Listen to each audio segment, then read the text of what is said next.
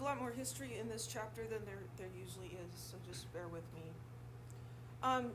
So before the scientific method, there was philosophy, where people just sat around and thought about things and did a lot of arguing. So back in the 5th century BC and the 4th century BC, Leucippus and Democritus were actually the first people to propose that matter was composed of atoms.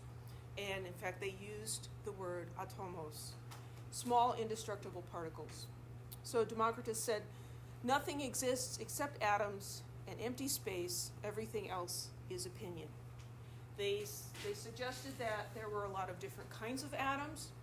They were each different in size and shape, and they moved randomly through empty space. Now, some of those ideas we know today aren't quite true, but those are surprisingly good for people who didn't know what electricity was, right? I mean, this was BC, right? Well, Plato and Aristotle, and you've probably heard of those guys. You probably haven't heard of Leucippus and Democritus.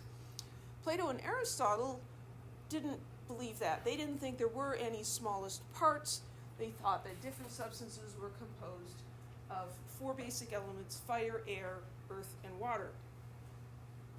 And because they were more influential and there was no way to test these ideas, Aristotle's view prevailed and science was set back 2,000 years. Bummer. So later we learned about a scientific approach, and that became the established way to learn about the physical world. And so then I think we've avoided some of these stumbling blocks where we believe stuff just because somebody says so.